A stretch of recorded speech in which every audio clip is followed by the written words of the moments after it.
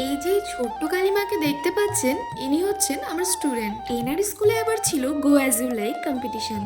ইনি আবার আমাকে বলেছে তোমাকে কিন্তু আমাকে সাজিয়ে দিতেই হবে।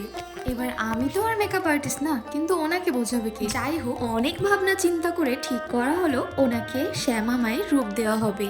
কিন্তু ওনাকে সাজানো তো আর চারটিখানি কথা না। উনি এতটাই শান্তশিষ্ট যে অর্ধেক মেকআপ শেষ হওয়ার আগেই উনি আর মেকআপ করবেন না। যাই হোক, ওনার মা ওনাকে বেশ খানিকটা বুঝিয়ে সুঝিয়ে বসিয়ে রেখেছে, কিন্তু কাজল পড়াতে গিয়ে সে কি কাণ্ড।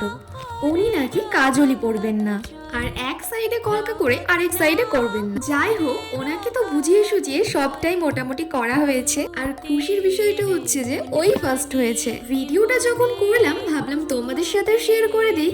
তোমরা কিন্তু অবশ্যই জানিও ওর সাজটা কেমন হয়েছে, আর আমার এই মিষ্টি কালিমাকে তোমাদের কেমন লাগলো। আর ভালো লেগে থাকলে অবশ্যই একটা লাইক করে দিও।